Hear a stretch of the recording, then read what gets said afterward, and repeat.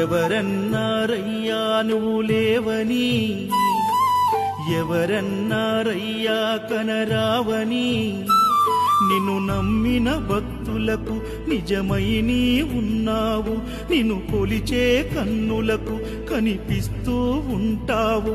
ఎవరేమన్నా అనుకున్నా నిన్ను మరవనయ్యా, శరణమయ్యప్ప